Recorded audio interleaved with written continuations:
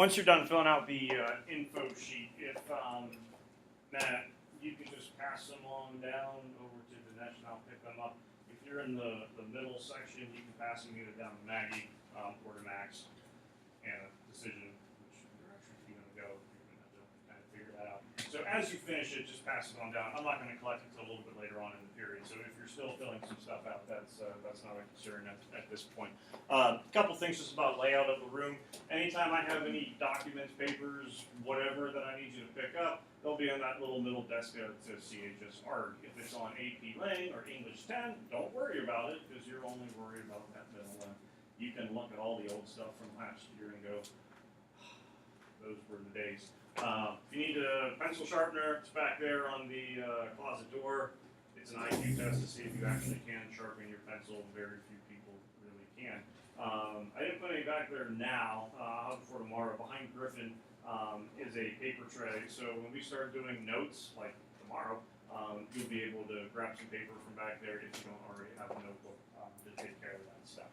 There is not a textbook per se that you need to worry about. So you don't have to worry about signing anything out for that. You certainly will get some handouts from me and some reading assignments like you did today, which we'll go over.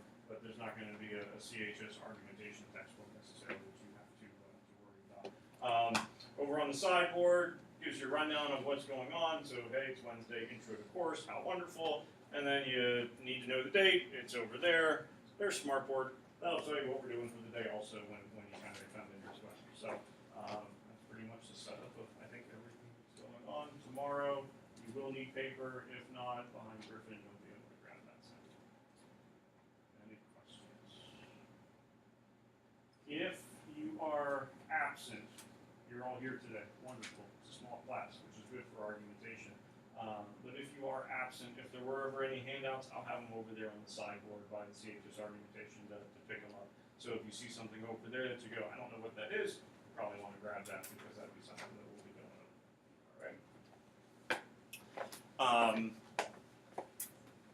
You got a weekly syllabus from me. Those of you that have had me in class before, about half of you, you've seen this stuff before, so that's not really anything new. I give you a weekly syllabus every week. So, you get one today on Wednesday. Monday, you'll get number 2, and I'll just continue to kind of go into sequence. For the most part, I stay pretty true to what that schedule is. So the syllabus lets you know who's planning what's going on for the week. It's a second period class, so when you do have the doctor appointments and things like that, dentists and stuff that you have to go to, and you're going to be out on Thursday of next week, and you kind of get an idea of what's going on. But certainly a place for homework, quizzes, things like that, little reminders. I try to let you know what's going on. So you can see down here that really on the 28th, which is next Monday, you got a few things going on. I want you to be enrolled in the Google Classroom, which I'll talk about here in a little bit. Some of you already are. You have a syllabus signature that I want you to turn in to me. It's the last page of your course syllabus. And then you also have a homework assignment due and a reading check quiz on Monday of next week. So over the weekend, you can kind of take care of that stuff. Griffin's going, I didn't know there would be actual work in this class. Ooh, I like that laugh.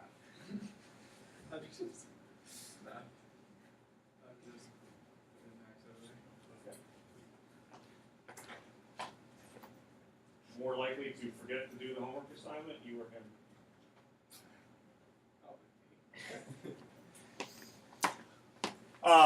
Monday's a big day for Griffin because he turns in his syllabus signature. A lot of points rolling in there. That's a big 5-point assignment. He does his homework. That's 20 points. He does his reading check quiz. He could get a 10 out of 10. Monday, he could have a 35 out of 35 and walking out the door and feeling good. Or he could have a 5 out of 35, and then we have some concerns. So do make sure you take care of that stuff for Monday. And I'll certainly be giving you reminders and things of that nature as we get closer. Oops, I didn't want to do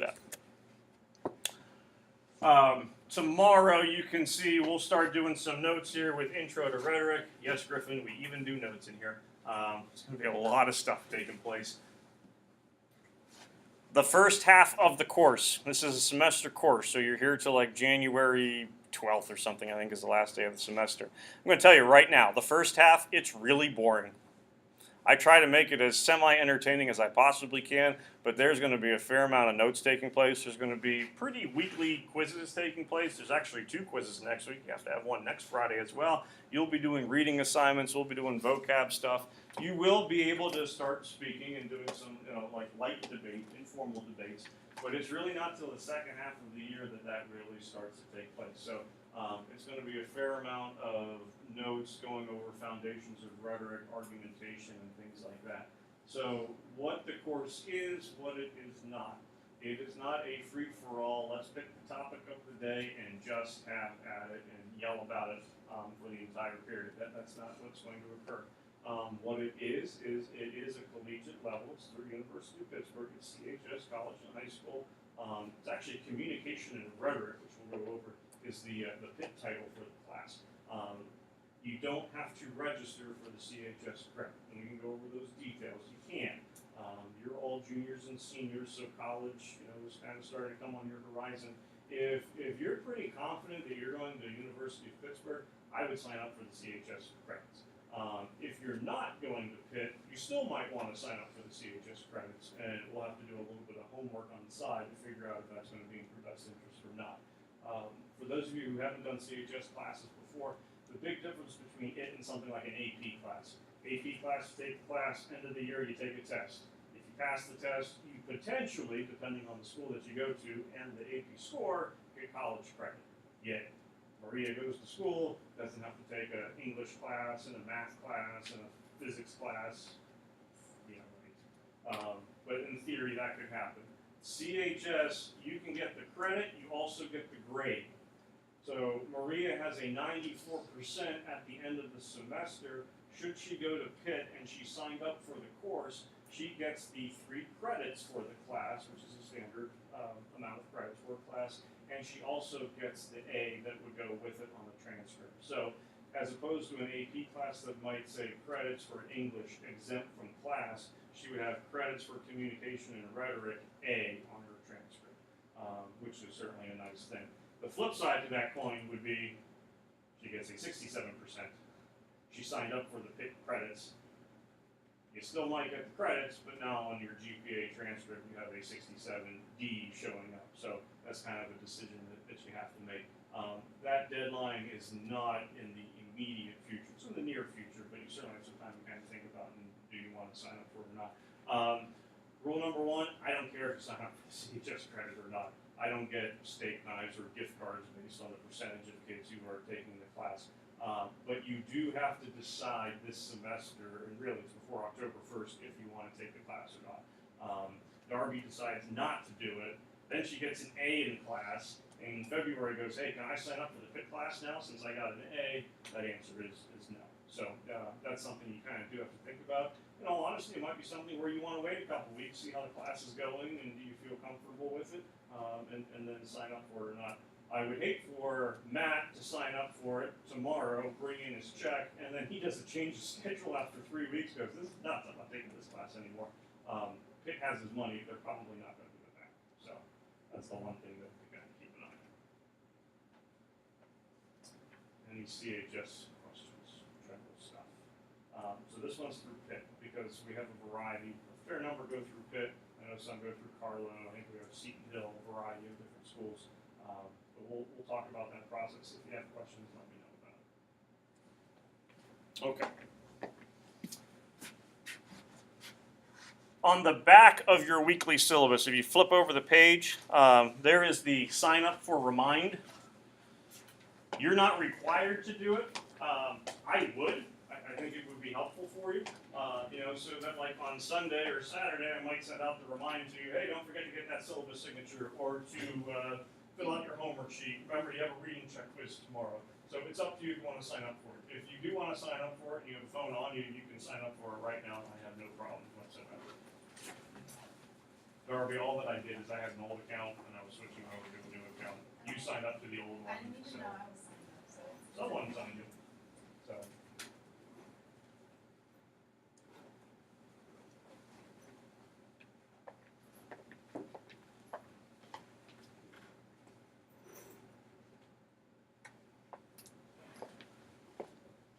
Now keep in mind, Remind does not remove you from responsibility. For whatever reason, Sunday night, I don't send out a reminder about your quiz. You come in, have a quiz. Alexis can't go, but you didn't send me the remind because she already knew about it through weekly syllabus and all that kind of stuff. So expectation is certainly still there that you'll take care of business on your end, but it's there to kind of help you out if need be.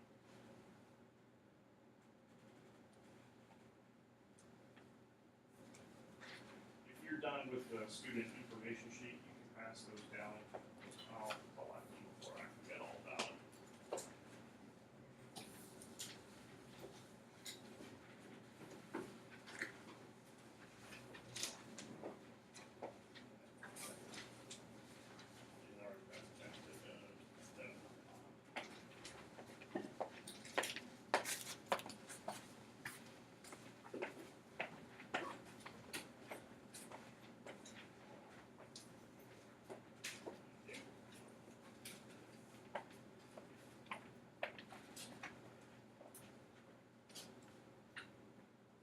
Second period is like the worst period for lighting in here. You get too much of a glare.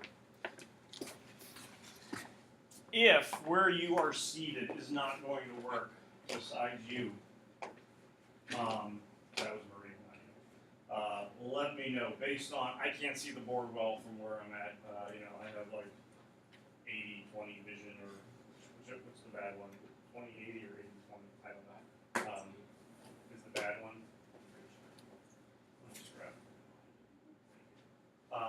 But if where you are seated, you're going to have a tough time seeing smartboard, let me know about it. If you and Hannah had a disagreement in 4th grade, it's time to bury the hatchet, just get over it. Griffin, someone had to sit next to Maria. Just the way it is. But if there is some kind of issue, let me know. I put seating, like I avoided putting people on the sides, so you guys, I guess a little bit, because I think it's easier just to see the board from over here than it would be on those ends. But we've got some flexibility with, I think there's 15, 14 of us in here, we do have some flexibility to move around. We do move around a fair amount when it comes to group work and all that kind of stuff. So if you are separated from your soulmate, chances are you probably will be sitting by him or her at some point. Why are you looking over at Hannah?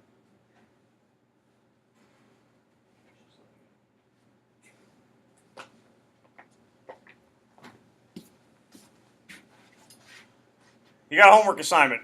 The homework assignment also kind of goes with, oops, I didn't put it on there, the reading packet that you have. So the first thing we'll talk about is the packet.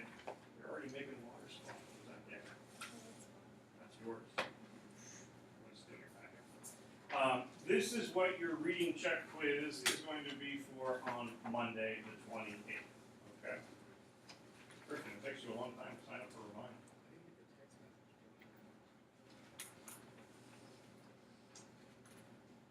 Always that somebody. So you have the short story called The Lottery from Shirley Jackson. Has anyone ever read The Lottery from Shirley Jackson?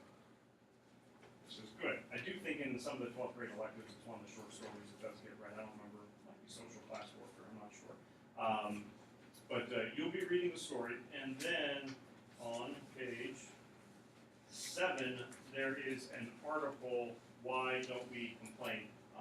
By William Buckley. So you're going to be reading both. So you got a short story that goes from page 1 through 6, and then from page 7 on to a little bit of page 10, there you go, is an article that you would need to read. So your reading check quiz on Monday is going to be 10 questions, 5 will be on the lottery, 5 are going to be on the article. Okay. You cannot use notes, you can't use the packet or anything like that when you're taking the quiz. But standard multiple choice, like A through D kind of thing. Not 10-point quiz for 10 questions, 1 point each. Not meant to be an impossible thing to accomplish. Lottery is story written 1948. It's controversial. For those of you that have already had me in class before, it's a Mr. Kane kind of story, so you know it's messed up and weird. Think Flannery O'Connor type of stuff. For those of you that don't have me in class yet, it's messed up and weird. So now you know. The article, literally, that comes afterwards, the Buckley article, it's literally a guy talking about, and Buckley's pretty famous. He's a well-known political advisor. simply knowing that people don't complain enough. And this is, of course, in the 1960s. We'll talk about this on Monday. Some people might argue that in today's world, 2017, we complain too much. But some still might say not enough, or maybe we complain about the wrong issue. So it'll give us some things to kind of talk about with that. But the quiz will equally cover both. The homework assignment goes along with the reading assignment, more so on the back of the homework than the front. The first side is pretty simple to complete. You certainly don't have to have read either article, story, or article in order to complete it. All I need you to do is find a living, breathing human being and make a list of values that you cherish or hold near and dear to your heart, and then have that other person fill out a list for him or herself. It can be someone in this class, but it does not have to be. It could be a person also taking my 6th period argumentation class, but it certainly does not have to be.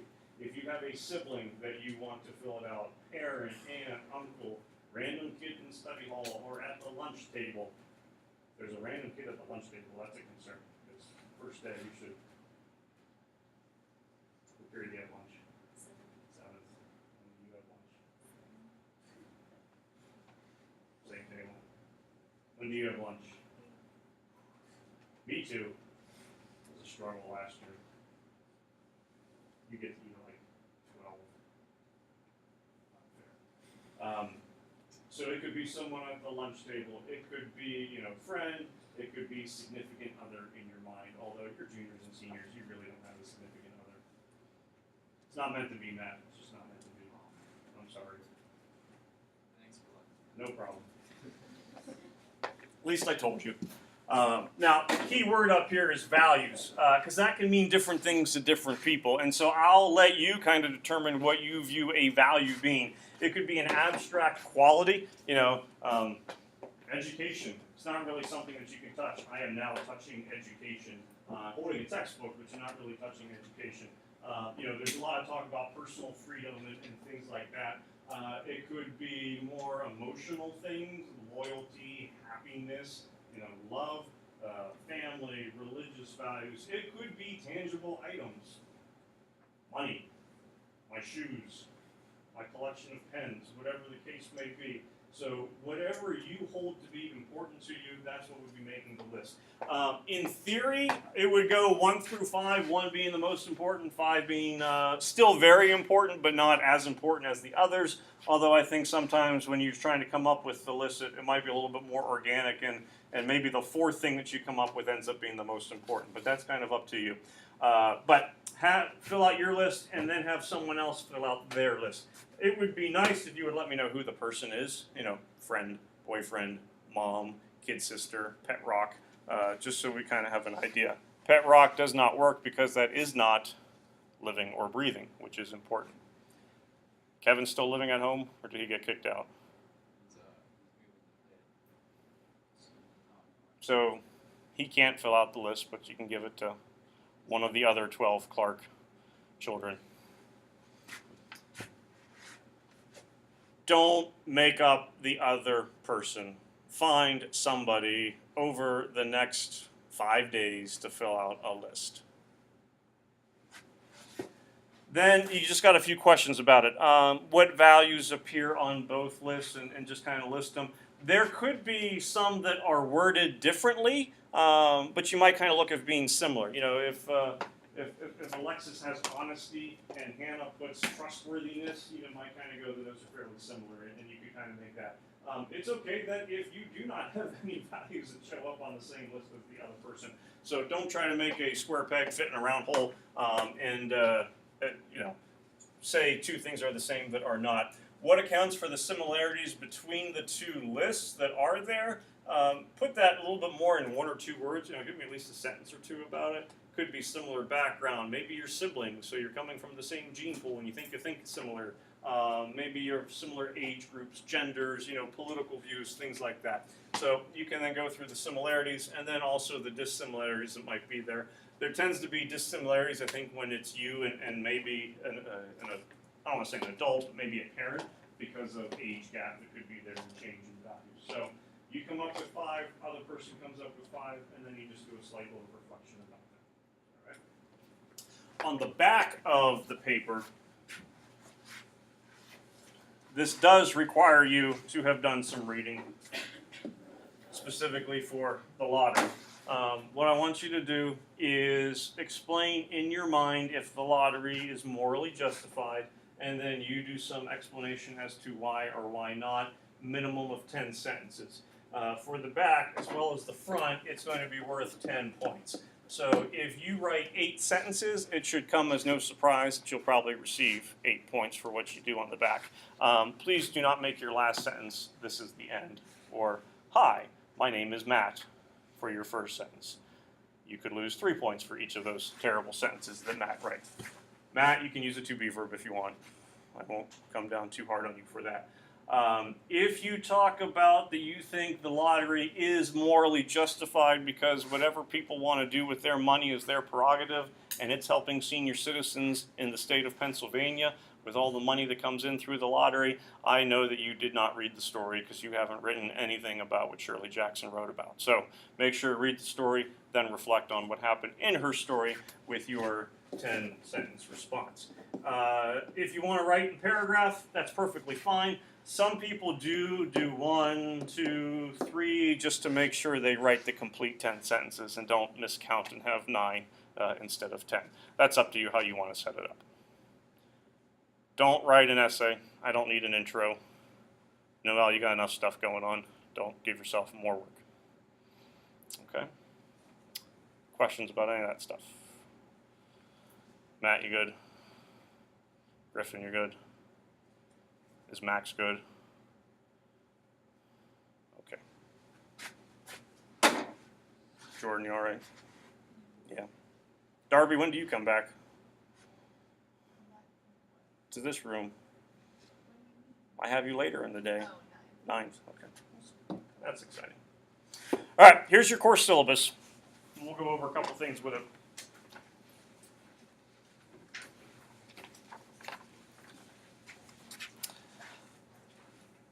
Pretty much the first part of your syllabus I did not write.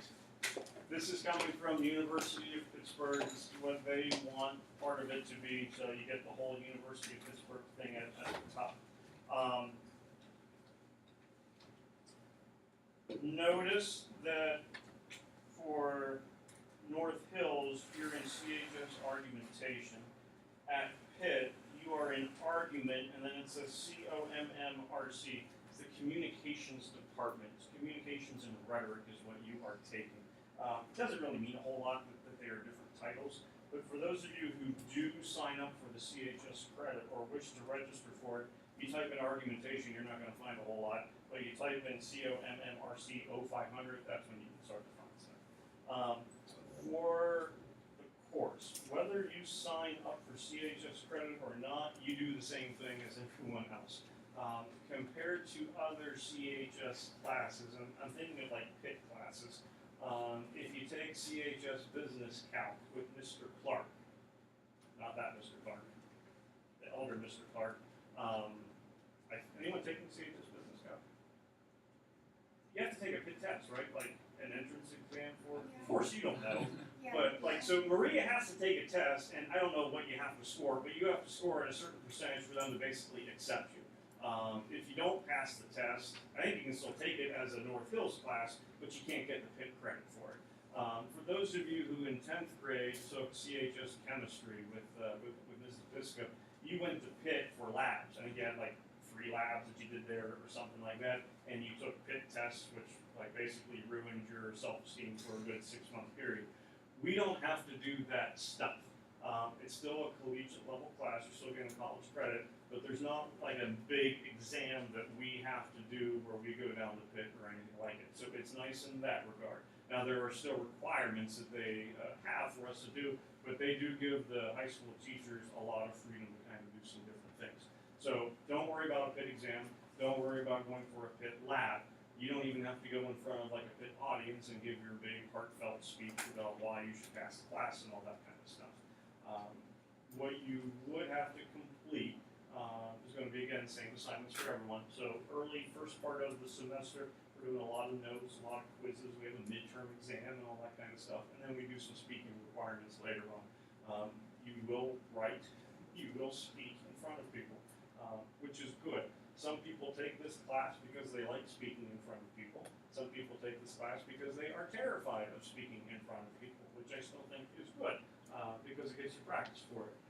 But do understand that you will speak in front of people. So don't wait until, a couple of weeks. I didn't know I have to actually talk, because that's a big part of certainly what we do. But it's certainly something that's also very manageable with it. To sign up for the PIC credit, it's $235, which covers 3 credits. I don't even know what 1 credit costs at PIC right now. It's probably in the neighborhood of $700 or $800, I would think. So most 3 credit classes, you're well over $2,000. So you're getting it for about 10%, which again, if you can do it, certainly I think worth your while. If you would like to sign up for PIC credit, but financially you don't think it's just very doable right now, let me know.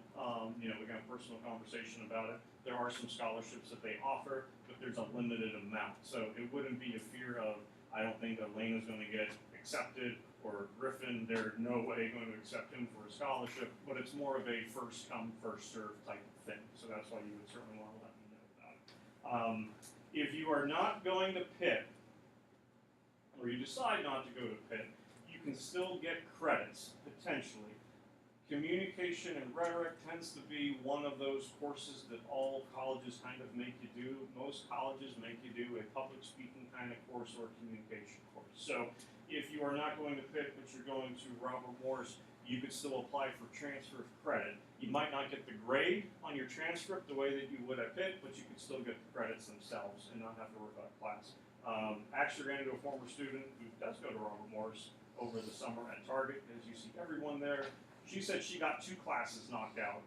Sorry, it was the one next to Cole's. Oh, not the good. Not the good one. But she got 2 classes and went to Robert Morris that she did not have to take because of her having the credit. So there is not a master list of schools that I can give to you to say they will accept the transfer of credits or not. That list kind of fluctuates. It also could depend on what your major is. But it's a common enough course that I think most schools would accept it. If you know you are not going to go to Pitt, you know you're going to Robert Morris, Penn State, Slippery Rock, whatever, I would call up the school and ask them, will you accept an 0500 communication and rhetoric course from the University of Pittsburgh for transfer? And if they give you the thumbs up, say thank you, and then ask for confirmation in writing so that, in a year or 6 months you can go, you promised me you would give me this class. So that would be well worth your while. Any questions? If you think about anything with CHS, let me know. The final page, we're jumping around. This is what you're going to bring back to me by Monday. If you want to bring it to me tomorrow or on Friday, that's perfectly fine. You're going to put your name and then one parent, guardian, signature, email, all that kind of stuff. There's a yes, no little checkbox there. This is not a in-blood contract, but yes, I'm interested in it, or no, I don't think I am. I just kind of want to get a preliminary list, again, based from home, who thinks they would be interested in the CHS credits or not, just so I can kind of go, hey, Dinesh, you said you'd be interested, you haven't turned in the forms yet, still doing it, or no? Again, you can say no and still sign up for it, you can say yes and not sign up for it, but it just gives me a little bit of a preliminary idea of who's interested, who's not at this point. Doesn't impact your grade, doesn't impact me in any way, so it's up to you. In the middle, then, of the syllabus is basically all the kind of stuff that we'll be doing throughout the course of the year. After I printed them out and made copies, I realized the grading scale is not on there. So I'm going to page 3 for classroom policy and procedures.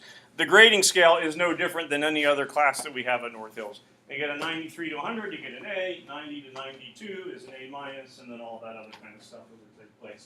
CHS classes are weighted. I think it's 0.4. So if you have an A, you don't have a 4.0, you get a 4.4. How about that? If you get a B minus, I don't know what a B minus normally is, grade point value wise, but you can add 0.4 to it. So there you go. AP is 0.6, CHS 0.4, honors I think is 0.2 or 2.5. So that's no different than anything else that we would do. attendance is the big thing, certainly as the year gets rolling on. It's second period. If you know you're not going to be here on some days because of that scheduled orthodontist appointment and stuff like that, please let me know, especially when we start getting into speaking activities. We schedule those things. So Noelle is going against Alexis. Noelle's not going to be here. She lets us know we can reschedule your debate so that both of you are here. Noelle does not show up. You get mad. I get frustrated. Now we got a problem that we have to deal with, namely her. So certainly let me know about it. Types of assignments that we'll be doing throughout the course of the year, just so you're aware of it. We do have some little homework assignments and reading assignments. As you can see, you've already received those. And quizzes can certainly take place. A big part of what we do throughout the course of the year is a lot of research.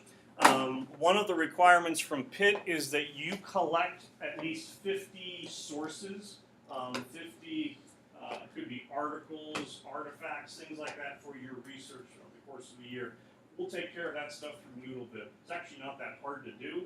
It sounds like a lot of stuff that you have to really research early on. As we do it throughout the course of the year, though, it kind of takes care of itself. But you'll certainly do a lot of reading outside of what we simply do in class with the reading assignments like the lottery and whatnot.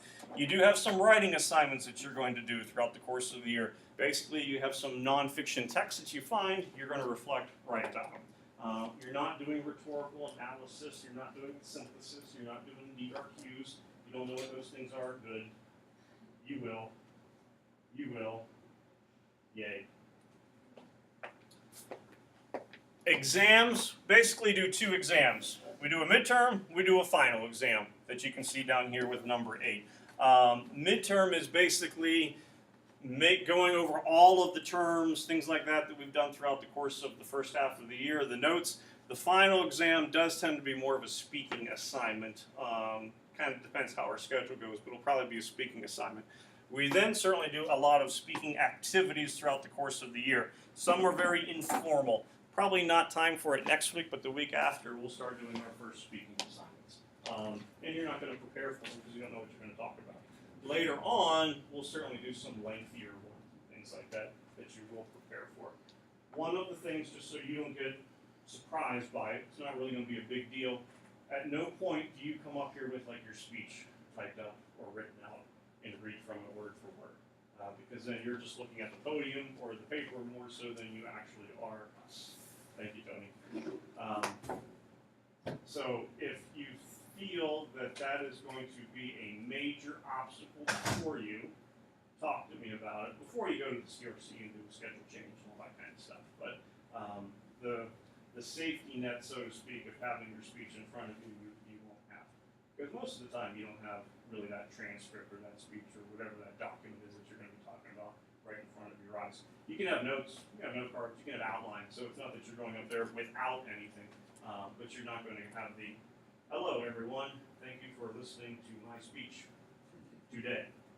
First, I'm going to, I'm sorry, Mr. Dean, I can't read that. So those kind of situations we're not going to have to take place.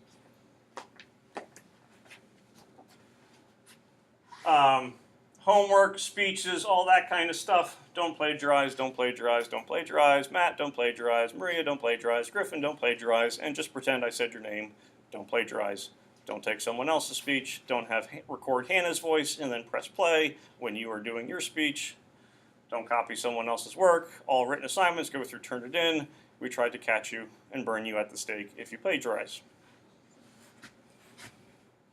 That last part was hyperbole. We won't really burn you at the stake. Just want to make sure Dinesh doesn't turn me in for something. Daily procedures, just be ready to participate and all that kind of stuff. Be prepared with notes and things of that nature.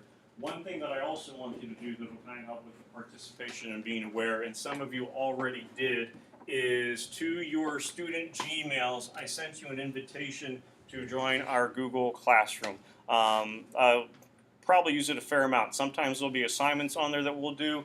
Certainly things like our daily agendas, the weekly syllabus I'll always put up there. If you are absent, I have the lessons being recorded so you can go check them out, the note presentations and things like that. So tomorrow we're going to be starting the Intro to Rhetoric. If you're not here, you'd be able to go to the notes and pull them up and figure that kind of stuff. A lot of the information about PIT and the CHS argumentation credits, I all have loaded up on here with the Aspire website, which we can go into a little bit later on. So this is something where by Monday of next week, I do want you to sign up. A fair number of you already did. If you haven't, just go to your student Gmail, there's an invitation for me, and you can accept it. One thing you would want to do after you accept the invitation, go into the settings in Google Classroom. You probably want to manipulate the email settings so you don't get emails from me, like 18 of them a day. That would be a problem. Tomorrow, you got a notebook, paper, you'll be good.